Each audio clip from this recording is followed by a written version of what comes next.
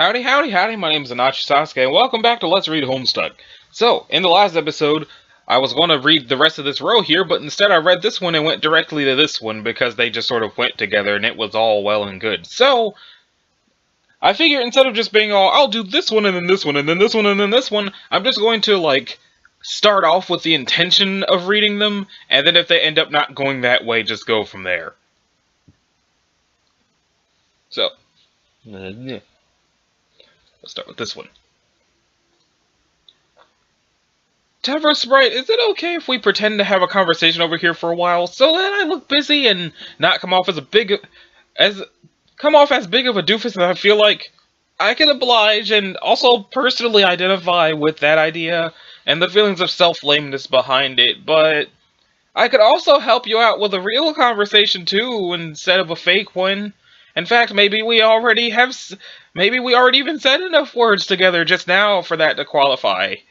Oh, Tavro Sprite, you've always been the one ray of sunshine shining through the clouds in what has otherwise been an emotionally stormy game experience for me. I'm so grateful that you found it in your ghostly bosom to drift over to my Lomax now and then to cheer me up. Over to Lomax. I was thinking like Lorax for some reason. Often enough to give me a real pick-me-up when feeling blue over friend problems, but just seldom enough to feel like a rare delight when you did. Yeah, I was under strict instruction from Vriska to not interfere with the timeline much for lots of months, so I didn't say hello often. She helped me be back alive, so I owed her that much on one hand, but on the other, I think she was just doing her bossy thing for the sake of just telling me what to do.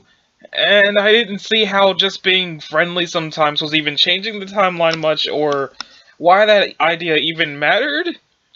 Because it seemed like most of you all here never did much important stuff anyway. Haha, it's true. More tip-top wisdom from that sage bull-headed noggin of yours. Why do you want to be pretend talking even though it's real and look busy to your friends? I'm just not all up to all this socialization yet. Maybe I never will be. I feel at ease talking to you, but all these others, I don't know. It feels really awkward, and I think I lost most of my prior bravado due to a lot of bad things that happened with my friends.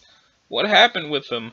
I just messed up with everyone in a lot of ways I'm too embarrassed to even talk about, and now I just feel gun-shy about everything, I guess. Even polite conversation with fun new people I should be thrilled to meet. I could even set things right with my buddies now if I wanted to. Jane is asleep, so I can't make amends with her after she became an angry robot and punched me in the gut and jailed me and threatened me with eternal marriage and baby-making duties. I mean, sure, she was brainwashed when she did all that, but I'm sure I did some stuff to deserve it. Dirk is still way off somewhere, so I can't address that whole spicy meatball, which I still feel terrible about, and Roxy... Well, okay, Roxy's right there, but look at her, she's having a blast with all these people like she really likes and who are probably actually likable.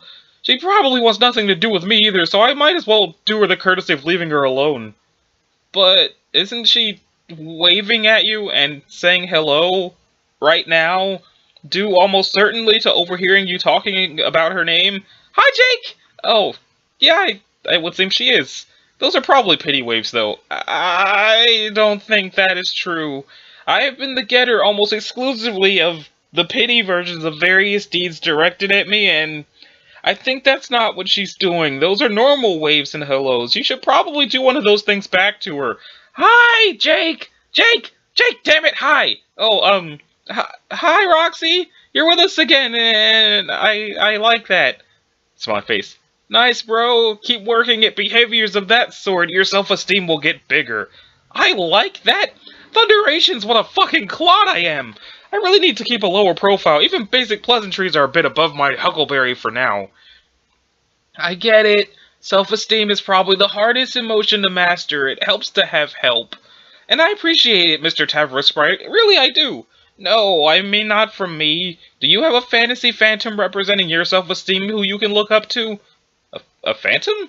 Because I did once, and it helped me. Then he became real, and really helped me, but not because of believing or anything, just because of coincidence. He happened to be my ancestor. Well, I suppose I have something like that. A brain ghost of my friend Dirk who visits me sometimes. I guess he represents my self-esteem, but I don't know how helpful he actually is. Why? Because of all the consternation that my relationship with real Dirk has caused me. He says all the right things to make me feel better about myself, but when he visits my brain, I never actually feel that comfortable or good about myself. I just feel kind of weird and truthfully spend most of the time hoping he just goes away, and he probably knows that too because he's my brain and that makes me feel weirder. I see. Your brain is complicated then. I'm guessing it's because you're some sort of genius. Really? Yes, absolutely. I have a sense for these things. Gosh, maybe instead of listening to the upsetting words of a complicated brain ghost, what a brilliant mind like you needs is something simpler, like listening to the nice and flattering words of a real friend.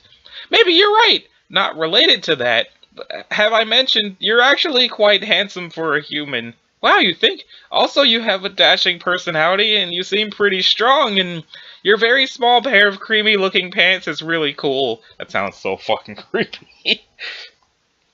Holy cow! You're right, Tavra Sprite. These nice observations about me.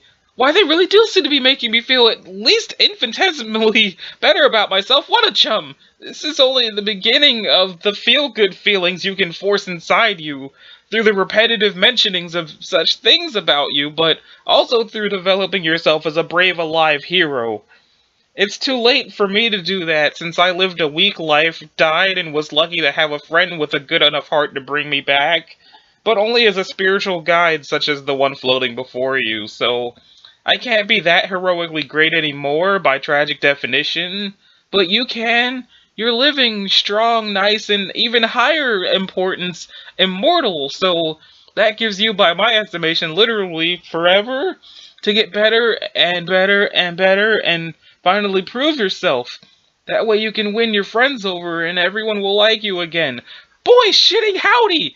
Just imagine, from hobbledehoy to hero. Wouldn't that spiffy predicament just raspberries? Tavros, would you leave that poor kid alone? What sort of nonsense are you telling him? Nothing. Oh, bullshit. You're filling his head with lies, aren't you? No, it's just a basic conversation, not about any topics you're probably going to say you disapprove of. Hey, kid, what's he telling you? What's your name again? Jape? I... J yes, sure. No, it's not, Jape. Wrong. Who even cares? Your overly simplistic human names all sound so alike to me. Anyway, listen, Jape. Whatever load of shit he's selling you in a misguided effort to cheer you up, don't listen to him. It's all a bunch of savvy, delusional garbage. I'm not going to let you down easy, and someday you'll realize this is the biggest favor anyone's ever done for you. You're never going to do anything important, and you'll never amount to anything. Period. Neither is Tavros. Wait, now, hold on. No, you hold on, Tavros. You had more than enough chances to prove you could be a relevant contributor to our adventure, but you blew it every step of the way.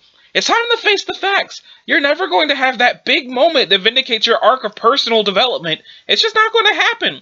No, I know that. I just admitted that.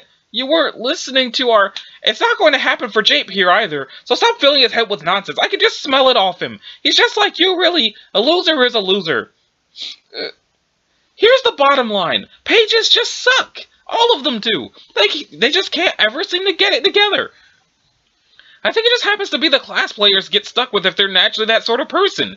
It doesn't mean they don't have value as people, but they'll never have anything significant to contribute, so they really should just stay out of the way. There's a certain quiet dignity in understanding your utterly crippling limitations as an individual. Ideally, a very quiet dignity, so the important people can still hear themselves think. Okay, but what about all that big page potential? That's also a lot of misleading horseshit, and really kind of a cruel stipulation of the class, to be honest. It makes losers think there's actually some light at the end of a long tunnel, so it keeps them dreaming instead of facing the facts. Sure, they could reach all that potential if they worked really hard for a long time, but don't you get it? The very nature of who they are prohibits that. They don't have what it takes to stick it out to the end because they're too weak mentally. So it's just the game playing a nasty joke on them, like dangling a carrot at the end of a ridiculously long stick. Only an asshole would knowingly play along with such a vicious hoax. No. Any form of friendship encouragement, no matter what, is universally great, I think. We all learn this as fact from lots of things we see and enjoy in stories and stuff. Oh my fucking god. No, Tavros Sprite, she's right. She's right. Vriska, look what you did. You made my friend Jape sad. Don't listen to her and come here, buddy, for a reassuring embrace. Tavros, don't you fucking touch him! Remember, you've only been prototyped once. Do you really want to fuse into an eternal monstrosity with that weenie? God, what a weenie singularity that would be. Maybe I should just stand back and let it happen. For science. Also, it would serve you right. Oh, yeah? Well, get a load of this. Actually, no, you're right, of course. I won't hug him, because that sounds really, really bad. Sorry, Jape. Sad face. Moving on. Vriska, shouldn't we get back to our strategy meeting soon? Yeah, pretty soon.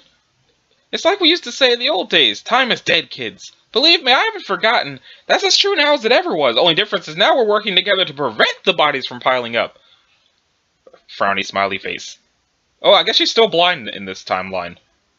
We still have a little time before we need to get serious, and anyway, when you're managing a team, you need to balance things. Gotta keep morale up, you know? The troops have been itching for a feel-good moment like this for a long time. As a competent leader/power gamer extraordinaire, it's incumbent on me to recognize that and cut them a bit of slack. Give them a little space to remember what they're all fighting for, you know? Yeah, great point. We could do the same, you know. Over the last few years, we've had so many great times and buried all the old hatchets deep enough that I think it's easy to take our relationship for granted. Doesn't hurt to remind ourselves how lucky we both are, and how close we came to going in completely different directions.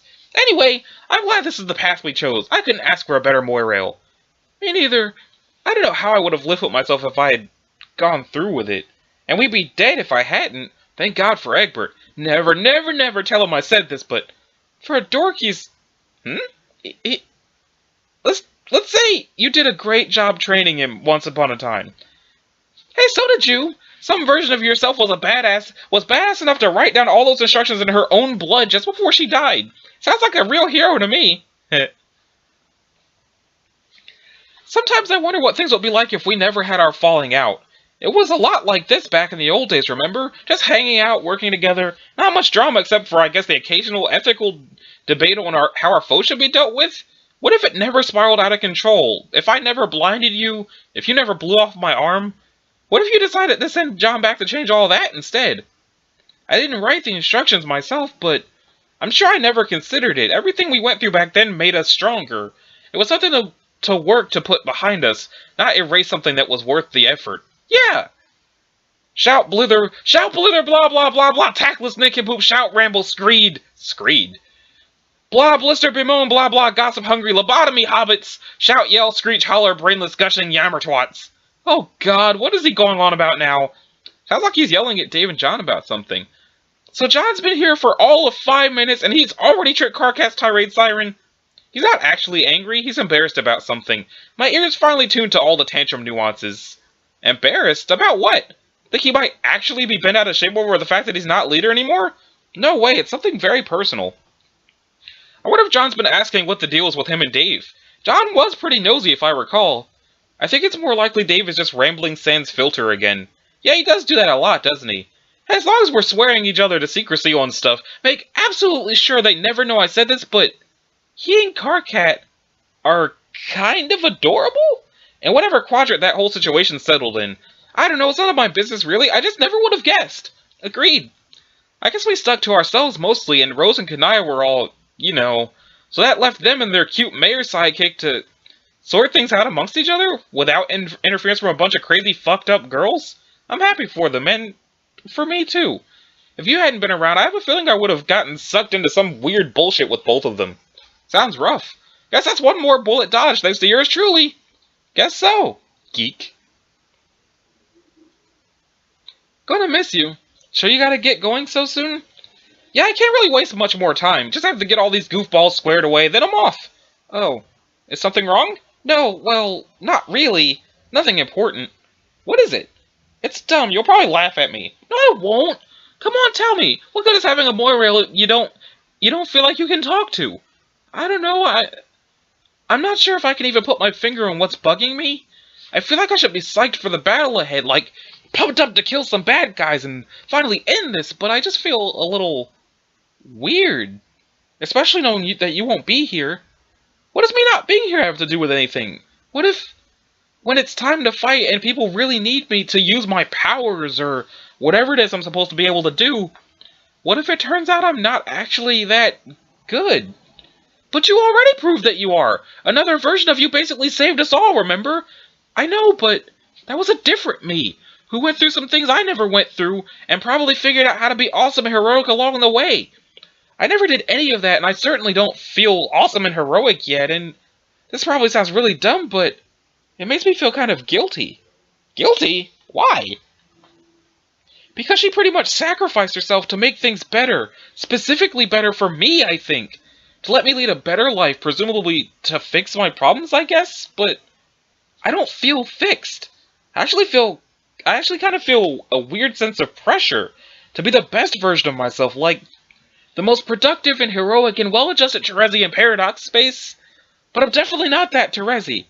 Okay, you're being way too hard on yourself here. I really doubt that's what the other version of you intended. That's not even how shit works. People don't just get fixed. Even if circumstances change so you have a smoother ride, you're always going to have flaws. I guess you could always try to be the best version of yourself, but I think it's also important to be okay with the fact that you aren't perfect. I've got flaws too, I mean, obviously, but I'm mostly okay with them. Wow, you don't say. Hey, shut up! I'm just trying to offer a little perspective here. Yeah, I know. You're right. I'll try to forget about this stuff and just focus on helping out the team. It'll be hard doing it without you, but I guess I've managed to do it before, even if I don't remember. Yeah, you'll be fine. I know you can do it. When will I see you again? Someday. I'll do my best to shorten the wait for you as much as I can, using time travel or whatever other nonsense I may have at my disposal. When all is said and done, I'll drop by Earth and look you up. I can't wait. Blither, babble, ramble, self-esteem, prattle, ramble, rumble, brave, alive, hero, blah, blah. Tavros, would you leave that poor kid alone? What sort of nonsense are you telling him? Okay, see, I should have read that one first. I should have read that one and then that one. Dang. Okay, so it's been 17 minutes. Let's do this one now. There's some car cat shoutiness going on. How's it going over there? I told them I would leave them alone and go talk to some trolls. I guess this troll over here will have to do. Happy to be of service. Man, look at them.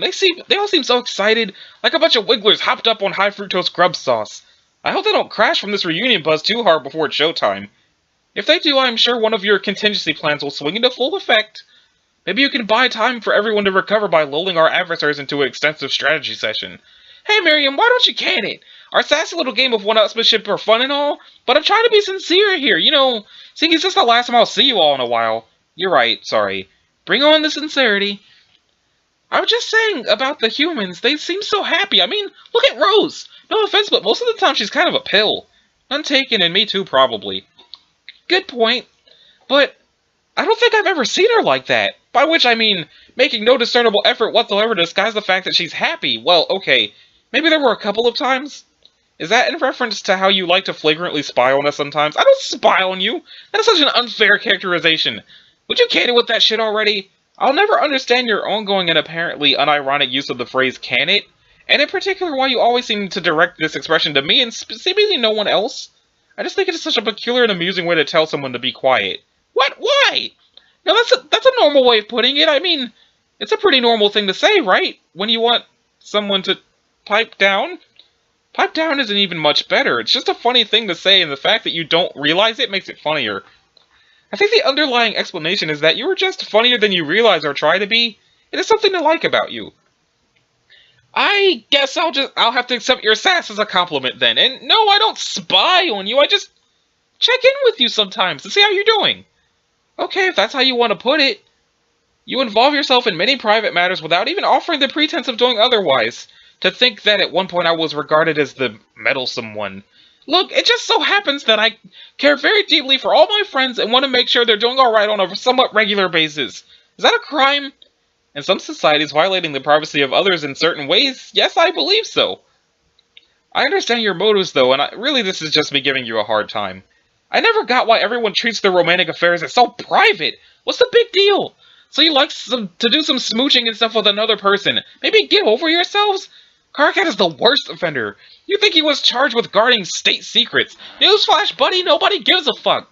It sounds like you very much give a fuck, though. Hey, why don't you I mean, cut me some slack.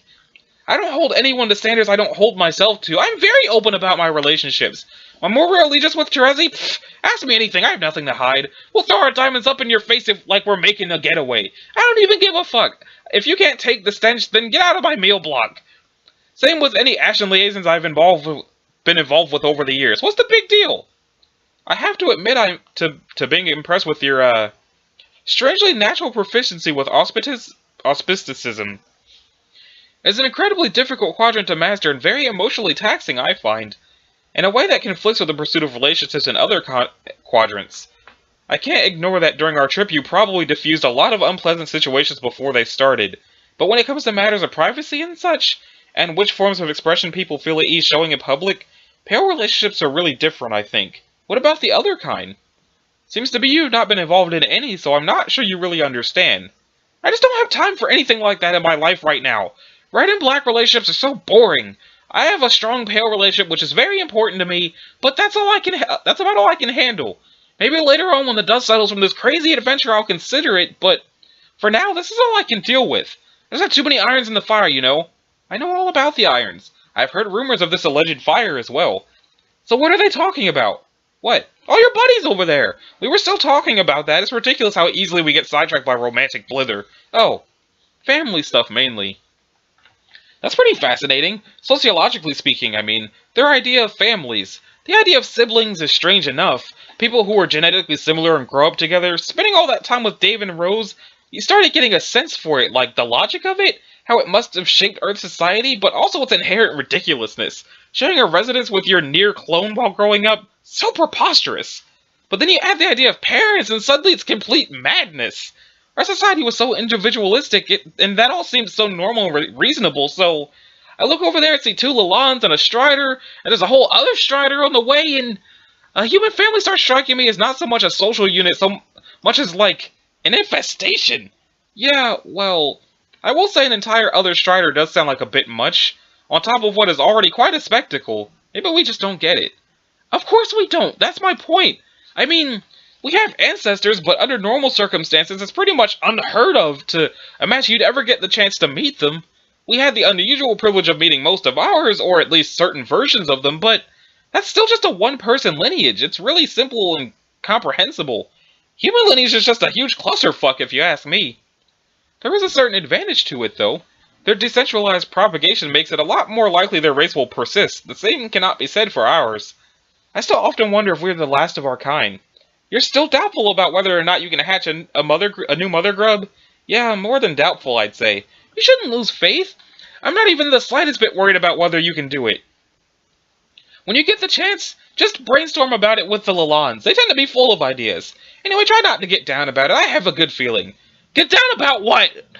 A particular obligation I have yet to fulfill. I sense she possesses some intelligence on the matter she wishes to be cagey about, so I guess that part of the conversation has been concluded. Obligation?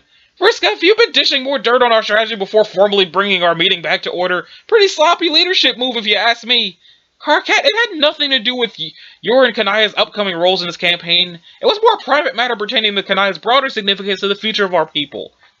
I'll be very clearly spelling out the roles you and she will be playing momentarily. Me and she? As in, like, together? The fuck are we supposed to be doing together? You'll find out. Great! I'm so glad! At this point, I only ever feel angst or even the slightest sense of agitation in my soul, to the precise extent that I worry Vriska might not have all our forces completely mapped out already. I'm beginning to hyperventilate slightly just thinking about it. Good to hear, Carcat. Almost as cool as it is to see you yelled yourself out with John and Dave already, and decided to come clock in some yelling time with us. Your ability to dig deep down and find a second wind is really quite astonishing. I started to think what would happen if this party if we ran out of its most precious natural resource. Ha ha ha! Burned, owned, devastated. What more is there to say? Nothing really, unless you want whatever pitiful tatters of your self-image you have left to get power pissed on by God Queen Surrogate herself yet again. Either that or one could ruminate fondly over the heavenly ret-forked reality wherein she was stabbed in the back by her Moirail, and we all got to live out that fucking bliss that timeline must have been. Just think of all the peace and quiet we would have had on the meteor. It was probably more than worth the price of cannon balling ass-first into some sort of massacre trap. Vriska Circuit, making the living envy the hypothetical dead since Whenever it was she started doing that. Way to stick the landing on that barb, genius. I appreciate that you were just moseying over to arbitrarily drum up some utterly meaningless contention between us, but it's like I've said it before many times, Karkat, I'm not interested. Ouch! Slaughtered again! Don't listen to her, Kanaya. It's like this running gag she does all the time to own me. What? It's this funny thing we do, or mainly she does, always implying that I've been space crushing on her and I'm getting shut down. It never stops being hilarious. First of all, as if she can prove anything. Second, if we're being totally fair here, more than a few of her snappy comebacks are arguably more tinged with that sort of eyebrow-cocking hostility than anything I've ever said to her. Maybe makes one a little suspicious, no? That maybe there's some projection going on here. Just saying! Alright, Karkat, I'm gonna leave you here to dig yourself into whatever embarrassing hole you seem intent on digging. I'm gonna keep working the crowd a bit. As you know, a leader's job is never done. See ya. Is he going to keep yelling? Bye! Maybe try acting a little more gracious in defeat next time. Just a little advice from one leader to another. She's gone. I think you needed to come up with that comeback a little faster. Yeah, damn. I think as a friend, it would behoove me to, confide somewhat about the realities of pursuing anything with her. Wait, what? You weren't taking that pathetic joke you ever cried at Black Rum stuff seriously, were you? Let's imagine that my attitude towards the joking or non-joking status of that is perfectly neutral. Well, I just say these things. Aside from the fact that she literally just got finished telling me she wasn't interested in any non-pale relationships, I think that will be a blind alley regardless. I admit this from experience and not without chagrined hesitation, but only frustration and heartbreak are down that road. Oh?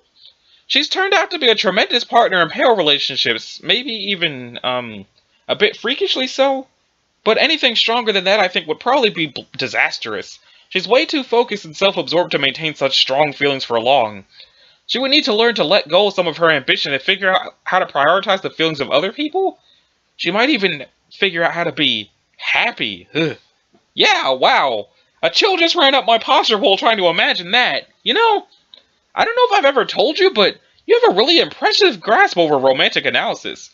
Well, I've read a lot of novels too. I just don't brag much about it, because it would literally be preposterous to do so. We should be jamming on this subject more. Maybe explore some of my more advanced theories. We're surrounded by amateurs in this field, so it gets a bit frustrating. Well, the mayor's a good sounding board at least, when I want to bounce some of my more out there ideas off someone. Why don't we schedule an academic conference sometime? Just you, me, and the mayor. Oh, fuck yes! And that leaves... Oh, jeez. Well, that looks like it's just going to be a clusterfuck and a half. So, I think, why not leave those last two conversations for Hump Day? So, this has been Anashi Sasuke. This is episode 137 of Let's Read not the Homestuck Wiki. Is there a Homestuck Wiki? No, but Let's Read Homestuck. If you liked it, a like and subscribe would be groovy. If you didn't, you don't need to do either one of those things. And I will see y'all in the next one. Later.